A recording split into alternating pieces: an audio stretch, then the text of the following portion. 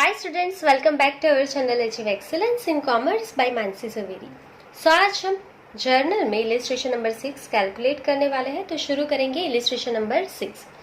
Right journal in the books of Shri Vasant traders for the following transaction 2014 June 1, 2014 June 1।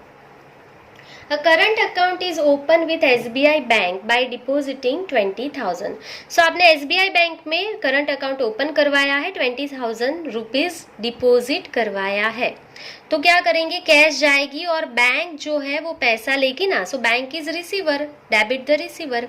So SBI bank account debit, SBI bank account debit to क्या जाएगा, cash जाएगी ना 20,000। So to cash account amount क्या लिखोगे, 20,000। बहुत ही easy था। Bank is receiver and cash goes out, ये हमने रूल अप्लाई किया। So being rupees 20,000 deposited in SBI and open account. Clear? चलिए, सो फर्स्ट वन आपका कंप्लीट हो गया है। पेंसिल से आपको लाइन ड्रॉ कर लेना है, पेन का यूज नहीं करना है और स्केल का ही यूज करना है। चलिए आगे बढ़ेंगे। Number 2, goods sold for 5,000 the amount of which directly deposited in bank. आपने सेल किया है 5,000 का और जो पैसा मिला वो डायरेक्टली अपने बैंक में डिपॉजिट करवा दिया। तो पैसा बैंक में आएगा, bank is receiver. So bank account debit to sale account, आपने सेल किया है। So to sales account. कितना सेल किया है, 5,000 रुपीज का। So being goods of rupees 5,000 is sold, being goods of rupees 5,000 is sold and amount deposited in bank, जो amount मिली हमें वो हमने बैंक में डिपॉजिट कर ली। चलिए, so second one is complete. Next number 4, furniture of rupees 10,000 is purchased, payment is made through cheque. आपने फर्नीचर परचेज किया है तो आपकी असेट है ना, तो असेट आएगी, asset comes in. So purchase नहीं लिखना है, फर्नीचर अकाउंट डेबिट, और आपने पैसा दे दिया चेक से। ठीक है, तो कहाँ से पैसा जाएगा, बैंक में से। So to bank account. कितना अमाउंट है, 10,000। So furniture account debit 10,000 to bank account 10,000 being furniture of rupees 10,000 is purchased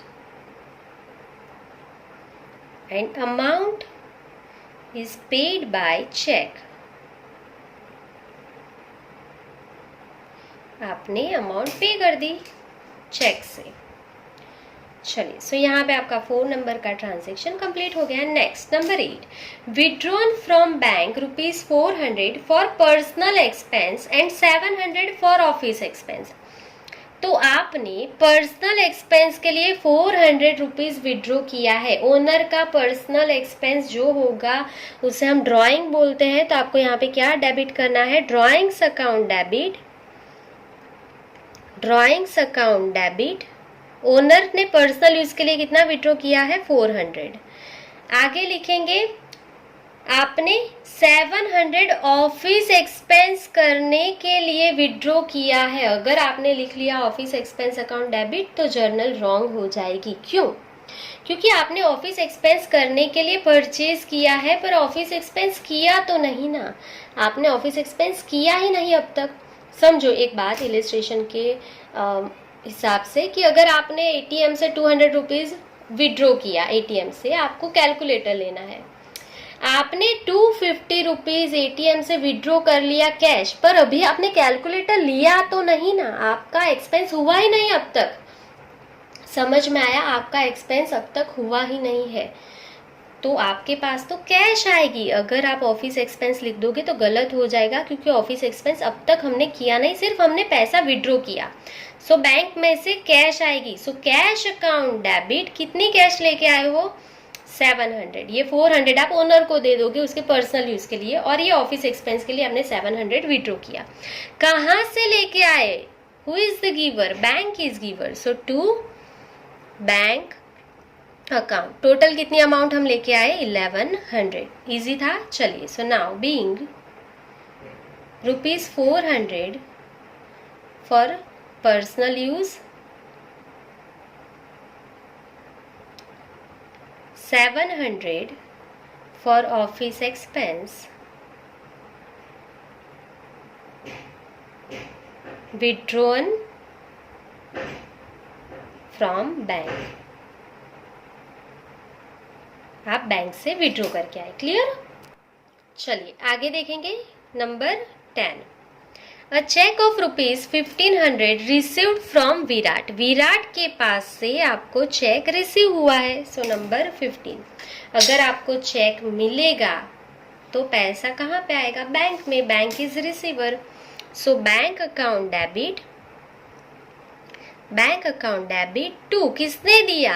Virat ने दिया, so Virat is giver, so to Virat account. Clear? कितनी अमाउंट है? 1500। being a check of ₹1500 is received from Virat.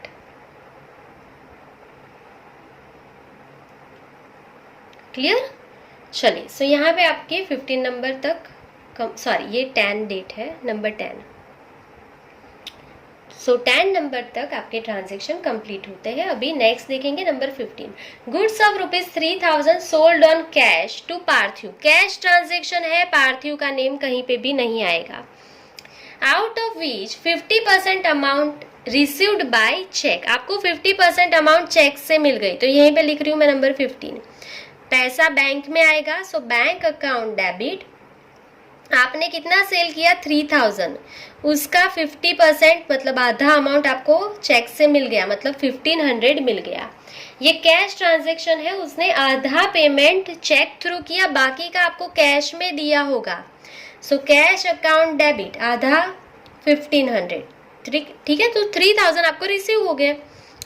अब क्या किया है आपने? सेल किया है, सो टू सेल्स अकाउंट। यहाँ पे अच्छे से देख लो, पार्थिव कहीं पे भी नहीं आना चाहिए, सो 3000 का आपका सेल हो गया। समझ में आया? चलिए बीइंग लिख लेंगे। Being goods of ₹3000 is sold on cash. ठीक है, आधा बैंक में मिला, आधा कैश में मिला। आपको लिखना है तो आगे आप लिख सकते हो, मैंने इतना ही लिखा है बीइंग। चलिए नेक्स्ट आगे देखेंगे number 18। Fire insurance premium ₹450 and life insurance premium of 300 are paid by cheque. सबसे पहले आपने फायर इंश्योरेंस प्रीमियम पे किया है, सो एक्सपेंस हुआ ना, तो एक्सपेंस डेबिट होता है, so fire insurance premium account debit. कितना पे किया आपने? 450 डेबिट। लाइफ इंश्योरेंस 300 पे किया। अगर आपने लिख दिया कि life insurance premium account debit, तो ये रॉन्ग हो जाएगा, क्योंकि आपको पता है कि लाइफ इंश्योरेंस प्रीमियम, लाइफ किसकी? ओनर की, तो ओनर का ये पर्सनल एक्सपेंस होता है। और ये कहाँ पे लिखा जाता है? ड्राइंग्स में ही लिखा जाएगा, सो ड्राइंग्स अकाउंट डेबिट। अगर आपने लाइफ इंश्योरेंस लिख दिया तो गलत हो जाएगा, 300। और ये आपने चेक से पे किया, so to bank account, bank is giver. Bank total कितने पैसे देगी? 750। So being fire insurance premium, fire insurance premium ₹450 and life insurance premium ₹300 are paid by check. आपने चेक से पे किया। क्लियर? चलिए नेक्स्ट नंबर 22।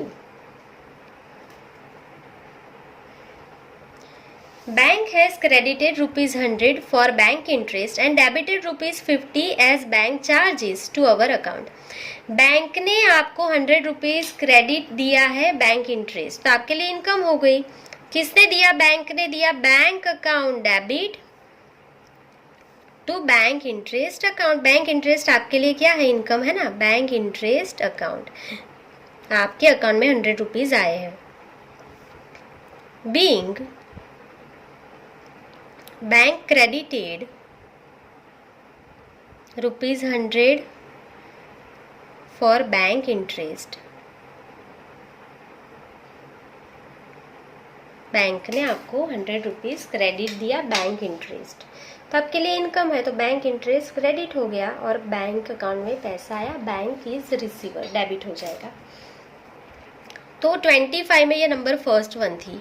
अभी second number, bank ने आपके पास से चार्ज लिया, बैंक चार्ज ₹50 इसी डेट को, तो 2 एंट्री होगी ना। बैंक ने आपके पास से ₹50 चार्जेस भी लिया। बैंक बहुत सारे चार्जेस लेती है, जैसे एटीएम चार्जेस लेगी, SMS चार्जेस लेगी, कोई भी चार्ज बैंक आपके अकाउंट में से कट करेगी ना पैसा, तो एक्सपेंस है तो डेबिट करेंगे। Bank charges account debit, bank charges account debit to bank account. Bank is giver, आपके अकाउंट में से ही चला जाएगा पैसा ₹50। So being bank debited ₹50 for bank charges. Bank ने आपके पास बैंक चार्जेस लिया ₹50। क्लियर? चलिए next, number 28, a cheque of ₹800 issued to Param as final settlement. तो आपने इश्यू किया है, मतलब आपने परम को 800 का चेक दिया है, आपको उसको देना था पैसा, फाइनल सेटलमेंट आपने कर दिया। तो who is the receiver of this check? Param, so debit the receiver. Number 28, Param account debit, आपके बैंक अकाउंट में से पैसे जाएंगे, bank is giver, so to bank account. आपने कितने ₹100 का चेक दे दिया? 800 का परम को इश्यू कर दिया और आपने फाइनल सेटलमेंट कर लिया। क्लियर? सो बीइंग लिख लेंगे, being cheque of ₹800, cheque of ₹800 issued to Param. आगे लिखना हो तो लिख लेना एज फाइनल सेटलमेंट, मैं नहीं लिख रही हूँ। चलो next, number 30, a cheque of ₹600 is received from Shivaji. Shivaji के पास से आपको चेक रिसीव्ड हुआ है 600 का, तो बैंक इज रिसीवर, चेक मिला है तो bank is receiver, so bank account debit. किसने पैसा दिया आपको? Shivaji is giver, so to Shivaji account. कितना पैसा दिया उसने? 600। Being cheque of ₹600 is received from Shivaji. आपको शिवाजी के पास से पैसा मिल गया चेक का। क्लियर? सो यहाँ पे हमारा 22 नंबर का ट्रांजैक्शन छूट गया है, इसकी जर्नल लिखना बाकी है, यहाँ पे जगह नहीं है, सो यहाँ पे मैं ऊपर लिख लेती हूँ। 22 नंबर की जर्नल आपको 18 के बाद लिख लेना है, ठीक है? मैंने डायरेक्ट 25 नंबर लिखा है। सो क्या है 22 number? A cheque of dividend warrant of ₹200 deposited in bank. आपको डिविडेंड वारंट मिला है 200 का, तो पैसा बैंक में आएगा, तो bank account debit to dividend warrant account. मतलब डिविडेंड अकाउंट लिखो तो भी चलेगा, टू डिविडेंड अकाउंट। डिविडेंड आपके लिए इनकम है, कितना ₹, मिला आपको? 200। बीइंग क्या लिखोगे? Being a cheque of dividend warrant of ₹200 is deposited in bank. ठीक है, ये आप खुद लिख लेना, यहाँ पे छूट गया है 22 नंबर का ट्रांजैक्शन। जर्नल में 18 के बाद लिख लेना बीइंग के साथ। चलिए, सो सारी जर्नल एंट्रीज कंप्लीट हो गई है। अभी हम यहाँ पे टोटल कर लेंगे। चलो, दोनों साइड का टोटल इक्वल आना चाहिए। 20,000 प्लस 5,000 प्लस 10,000 प्लस 1100 प्लस 1500, ये भी लेना है। 200, 3,000, 750, 100, 50, 800 एंड 600। सो आपका टोटल आ जाएगा यहाँ पे 43,100। दोनों साइड आपका इक्वल आ जाना चाहिए, 43,100। क्लियर? चलिए, सो ये करेक्ट कर लेना। 18 के बाद 22 नंबर का ट्रांजेक्शन लिखना है आपको। यहाँ पे छूट गया था, मैंने डायरेक्ट 25 सॉल्व कर दिया था। चलिए, सो यहाँ पे आपका क्वेश्चन नंबर 6 जो है वो कंप्लीट हो गया है। आई होप कि आपको कुछ भी डाउट नहीं होगा। अगर आपको कोई भी डाउट है तो आप कमेंट सेक्शन में कमेंट कर सकते हो। सो आज के लिए बस इतना ही। Thank you for watching, keep learning, take care.